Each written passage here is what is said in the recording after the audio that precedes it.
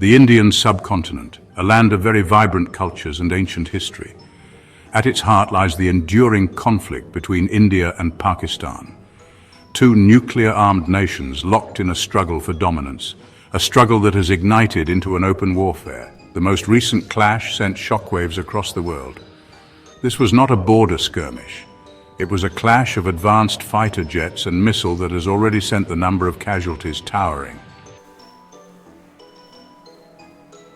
The Line of Control, or LOC, is a volatile border that divides the disputed region of Kashmir.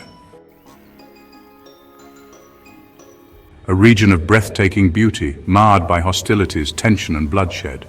The snow-capped peaks have echoed with gunfire for several generations, sending fear to the inhabitants who constantly fear for their lives, each side accusing the other of inciting violence. The roots of this conflict runs deep. This conflict is entangled in the tumultuous birth of these two nations. The partition of British India in 1947 led to mass migrations and violence. The wounds of partition still fester, feeding the animosity that plagues the region. Despite attempts at diplomacy, peace remains elusive. The two nations have fought 3 major wars. Each clash tends to push them closer to a nuclear abyss. The specter of mutually assured destruction hangs heavy and staring both in the eyes, a terrifying reminder of the stakes involved. The sun beat down on the dry, dusty landscape as tensions reached fever pitch. Rumors of troop movements and cross-border incursions had been swirling for weeks.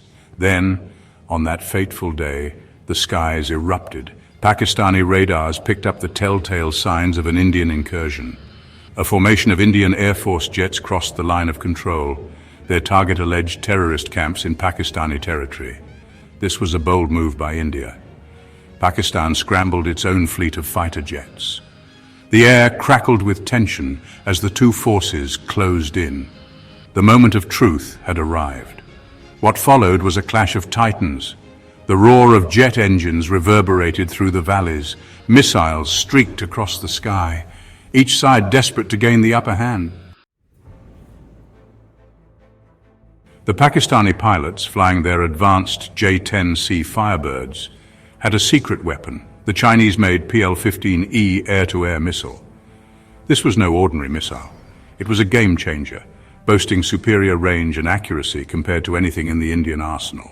The PL-15E, with its advanced radar and long reach, gave the Pakistani pilots a decisive advantage in the beyond visual range engagements. The PL-15E's capabilities sent shockwaves through the Indian defenses. It was a stark reminder of China's growing military might and its unwavering support for Pakistan. The missile's performance in this conflict would have significant implications for the balance of power in the region. The aerial engagement was swift and brutal. When the dust settled, the skies bore witness to a stunning victory for Pakistan. The wreckage of Indian fighter jets, including the much-touted Rafales, littered the landscape. The IAF had suffered a humiliating defeat. Their technological superiority challenged in the most definitive way possible. The downing of Indian jets sent shockwaves through India. It was a direct assault not just on their military capabilities, but also on their national pride. The government in New Delhi faced immense pressure to respond, to avenge this humiliation. The public clamored for retaliation, for a show of strength. India's response was swift and devastating. Under the cover of darkness, Indian forces launched a series of airstrikes against alleged terrorist camps inside Pakistan. These were not surgical strikes. These were retaliatory attacks, intended to inflict maximum damage and send a clear message. Indian warplanes armed with precision-guided munitions struck deep within Pakistani territory. The targets training camps, ammunition depots and communication centers. The strikes caused significant damage and resulted in numerous casualties, both militants and civilians. The clash between India and Pakistan sent shockwaves across the international community. This was not just a regional conflict. It was a dangerous escalation between two nuclear-armed nations.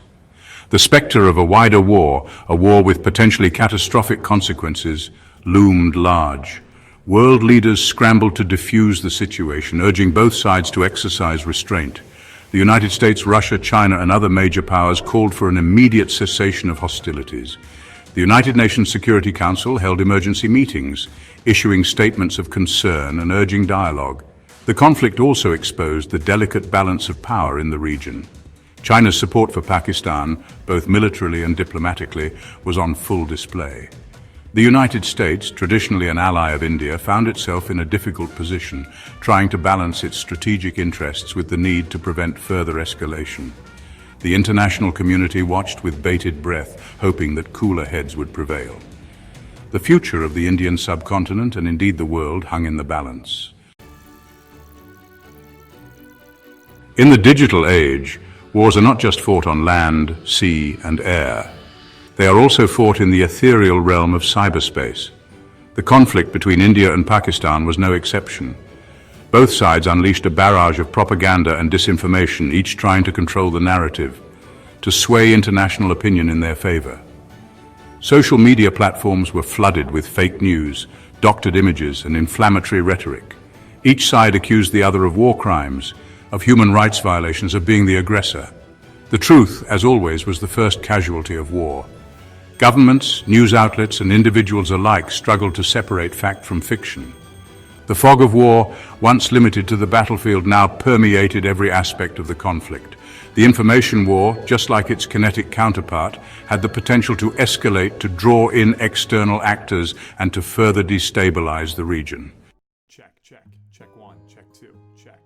The recent clash between India and Pakistan is a stark reminder of the volatile nature of their relationship. It is a conflict with no easy solutions, fueled by deep-seated historical grievances, religious tensions, and geopolitical ambitions. The scars of the past continue to haunt the present, making any prospect of lasting peace seem like a distant dream. The specter of nuclear war, once unthinkable, now casts a long shadow over the region. Both sides possess weapons of unimaginable destructive power, weapons that could reduce entire cities to ashes in an instant.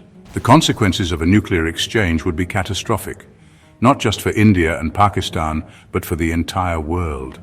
The international community must remain actively engaged in promoting dialogue and diffusing tensions. The stakes are simply too high to allow this conflict to fester, to erupt once again with potentially apocalyptic consequences. The path forward is fraught with challenges, but the pursuit of peace must remain an unwavering commitment. India and Pakistan must find a way to live in peace and determine the fate of the Kashmir region that have become very contentious. Since these two are nuclear neighbors, the possibility of a nuclear conflict is real but must be averted. Both China and the United States must step in now and save these two countries from plunging into a nuclear war.